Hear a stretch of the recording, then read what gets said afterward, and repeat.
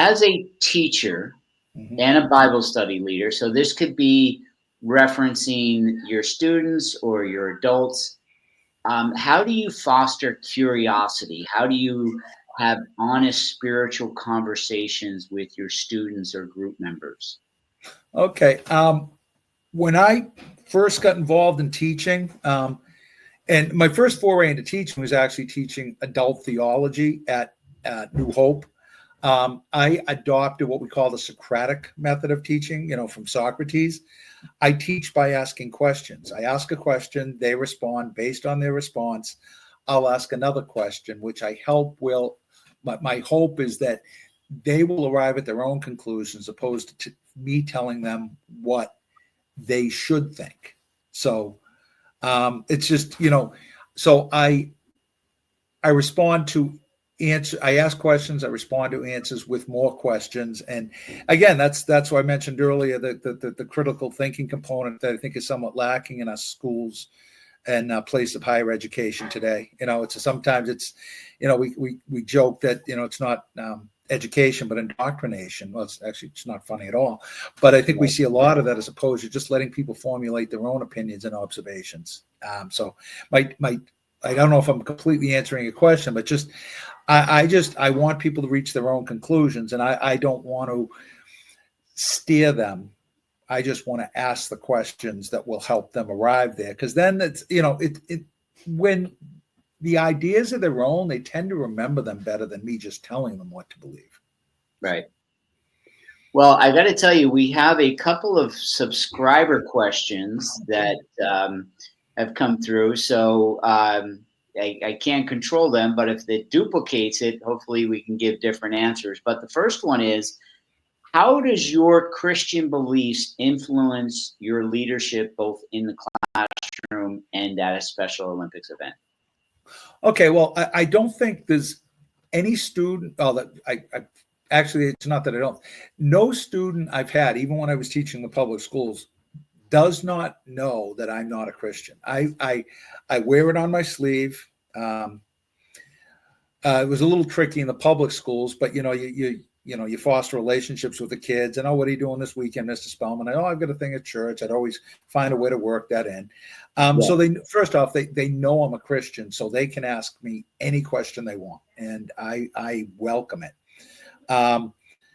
So how does that look? Well, even in teaching history, I mean, I'm teaching U.S. history right now, and one of the great things we talked about was the Great Revival in America with like Whitefield and all that. So I spent a lot of time on that.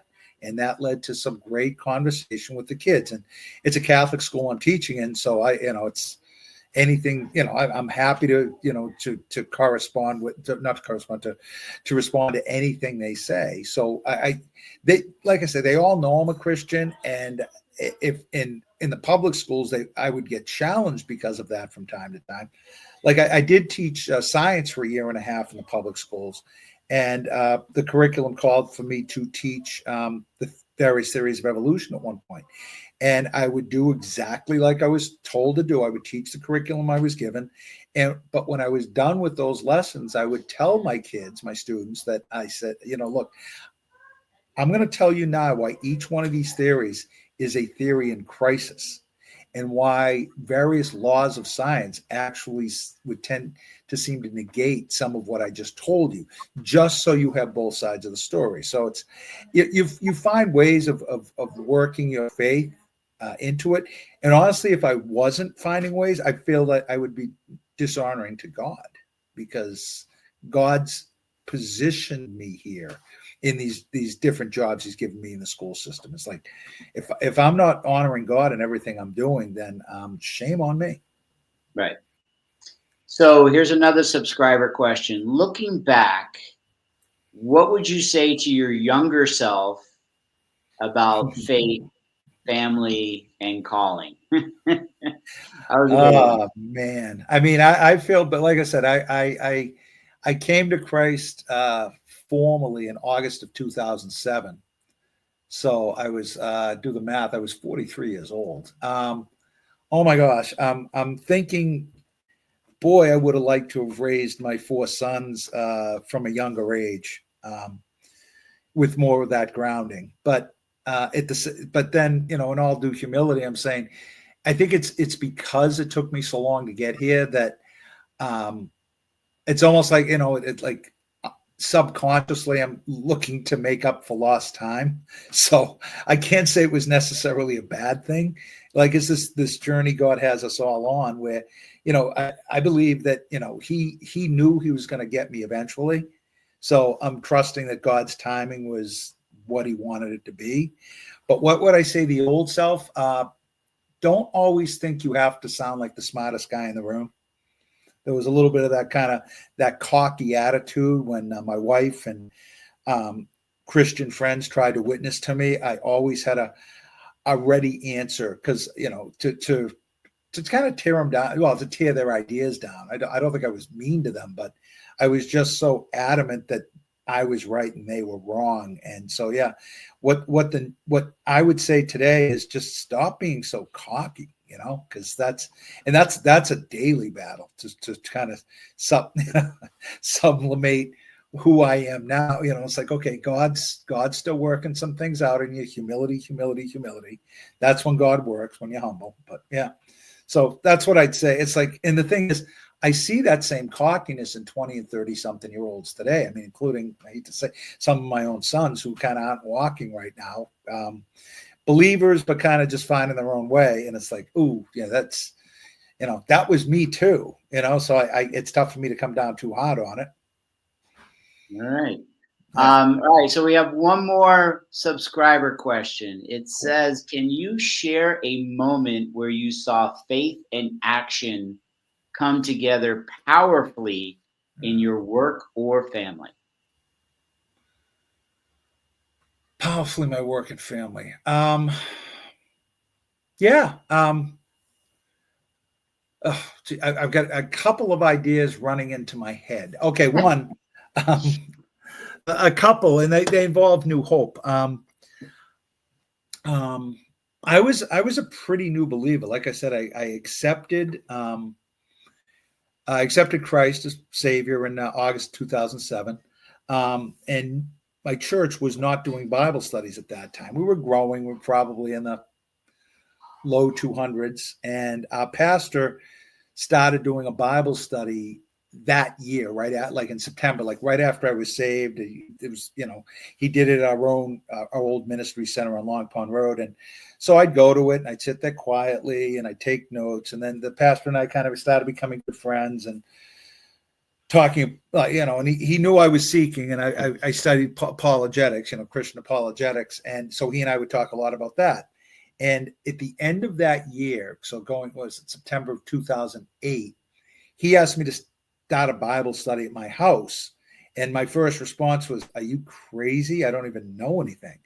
But he challenged me. He says, well, just teach the apologetics, the science and the history and that, and God will take care of the rest. And that was, for me, it was very humbling, because I would have 30 people in my living room here, which I'm sitting in right now, on Friday evenings, and I felt like I was the least qualified guy in the room. But and like I said, I knew science, I knew history, but honestly, it was like it was a huge step out in faith for me. And I remember saying no to the idea, but fortunately, I had two very good friends, Ron Carlson and Vance Ognebean, who basically joined me, and they said, "Oh no, you can do this, you can do this." And so yeah, but again, that off the top of my head, that's one that comes to mind quickly, because I felt completely inadequate for what our pastor was asking me to do, and which was good for me, because it's humility. It's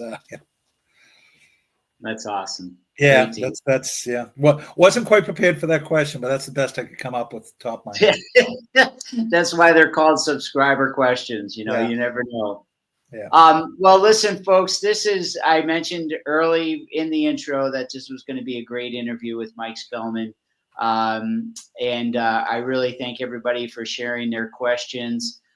Mike, can we mention that website again if anybody wants to help out with the Special Olympics? Oh yeah, it's Soma, SOMA.org, and there is definitely a link on there for plugging in, getting involved as a volunteer, or financial contributions. Yeah, it's and one of the big things they do is people donate old, beaten up, broken down cars, which they actually melt down a lot of it and use them to make the medals the kids get. So, oh, really? Oh, yeah, that's okay. we've So, donated a couple cars over the years. so people can donate monetarily. They could donate, various items. And then what about somebody that wants to get their son or daughter involved?